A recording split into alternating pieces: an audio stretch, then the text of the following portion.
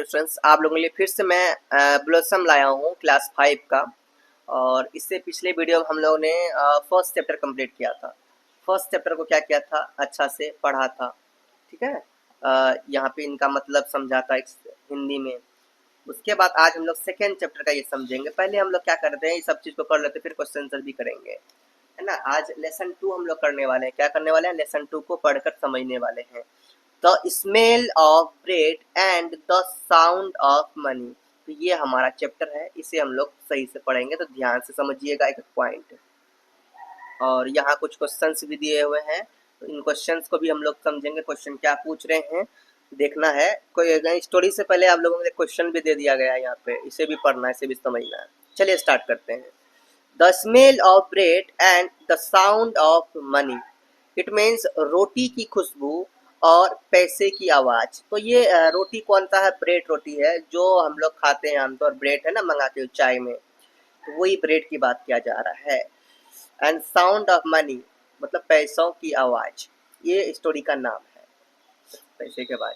Warmer देखो यहाँ पे क्या है, ये नंबर में भैया यहीं से कहानी स्टार्ट हो जाता है, क्वेश्चन से आप लोगों का स्टार्ट हो जाता है।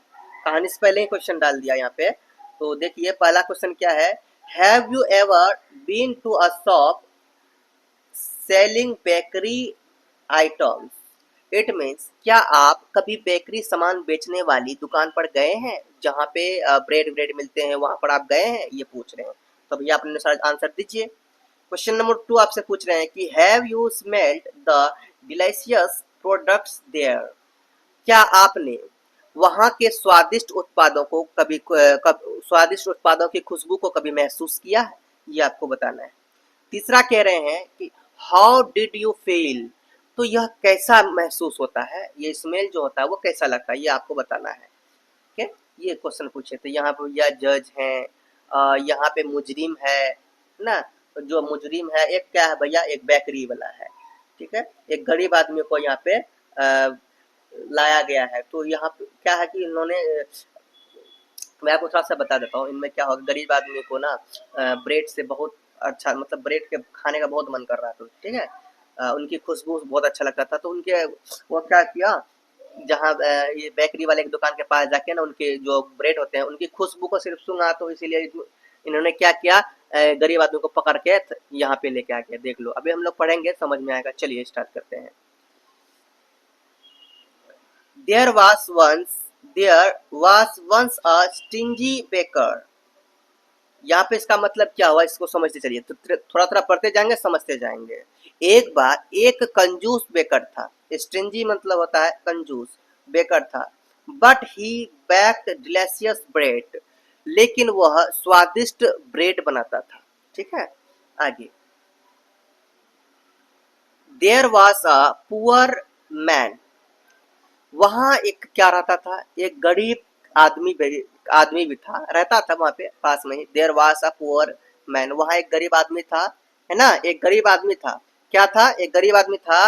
और he wished to enjoy sweet smelling bread but he did not have any money, है ना।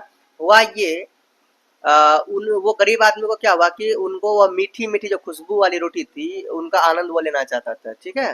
बट यहाँ पे लिखा हुआ है but he did not have any money.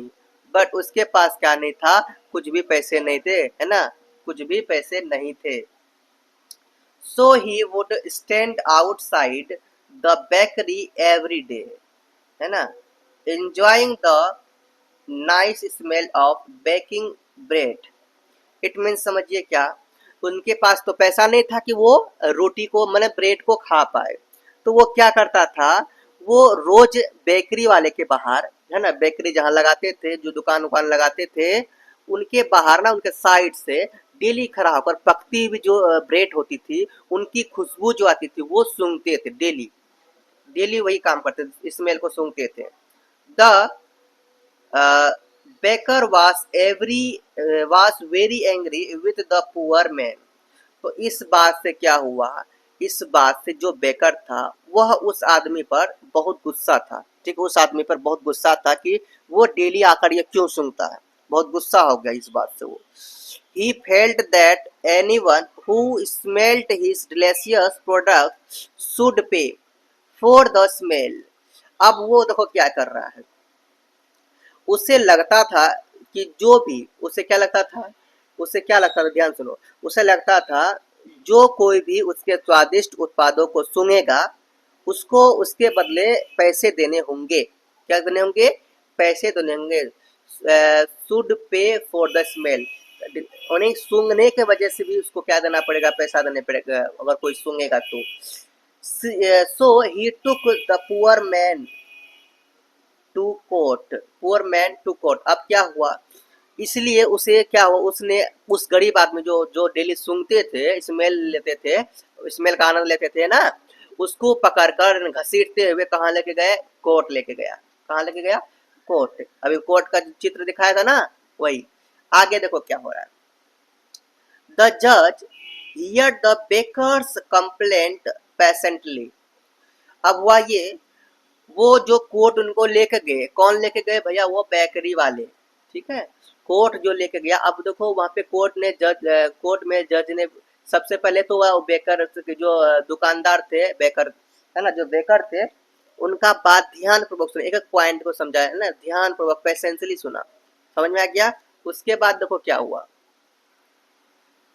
Then he asked the poor man, do you have any money. उसके बाद क्या हुआ, फिर उसने गरीब आदमी से पूछा, है ना, क्या पूछा कि क्या तुम्हारे पास कुछ पैसे हैं? Do you have any money. The poor man searched his pockets and produced two small coins. तो जो गरीब आदमी थे उन्होंने सर्च किया अपने पॉकेट्स में, और पॉकेट्स में सर्च करके क्या किया, दो सिक्के, दो सिक्के क्या किए, निकाले, सर्च करके, क्या करके, टिटोल के, खोज के उन्होंने दो सिक्के वहां से निकाले। This is all the money I have, he said the जज। ठीक है, ही सेड द जज। तो उसने क्या कहा, उसने ये कहा, क्या कहा कि ये बस आपके पास बस इतने ही पैसे हैं? क्या कहा उसने क्या कहा कि जज ने कहा, यहाँ लिखा है ना, ही सेड टू द जज, उसने क्या कहा कि बस this is all the money I have, बस उसने कहा, अब वो देने के समय कहा मेरे पास बस इतने ही पैसे हैं, this is all the money I have, he said the जज। उन्होंने जज से ये बात कहा, खुद कहा। किसने कहा? ये पुअर मैन ने कहा कि भैया ये रहा मेरा मनी, ये बस इतना ही मेरे पास पैसे हैं। उसने जज से कहा, ही सेड टू द जज, जज से उसने कहा, किसने? गरीब आदमी ने कहा। समझिए, कभी कभी फास्ट में ना गड़बड़ी हो जाता है यहाँ पे, तो ध्यान दिया कीजिएगा, है ना। पढ़ाने के चक्कर में सिर्फ आपको नहीं पढ़ाना, भी बहुत सारे क्लास को हम लोग करवाए, इसलिए एक ही क्लास नहीं होता है। चलो नेक्स्ट है, द जज took the money from the poor man. तो जज ने क्या किया, जज ने उस गरीब आदमी से पैसे ले लिए, या ना, took the money from the poor man. तो जज ने क्या किया, उस आदमी से पैसे ले लिए। द बेकर वाज डिलाइटेड, जो बेकर थे, जो वहाँ पे क्या कहते हैं, जो ब्रेड वाले थे, जो बेकर थे, वो क्या हो गए, बहुत डिलाइटेड, मतलब समझ रहे हो, बहुत ही खुश हो गया, है ना।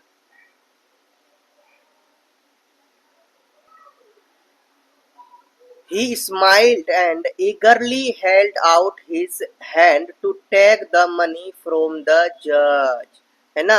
उसने मुस्कुराया, है ना, वो क्या किया, मुस्कुराया और उत्सुकता से जज से पैसे लेने के लिए हाथ बढ़ाया अपना, कि मुझे अपना पैसा दो। ठीक है, उसने जज से कहा। उसके बाद देखो क्या हुआ, बट द जज did not give money to the baker. लेकिन हुआ क्या, जज ने भैया वो बेकर को एक भी पैसा नहीं दिया, है ना, एक भी पैसा नहीं दिया। लिखा है ना, did not give money to the baker, he only jingled the coins together।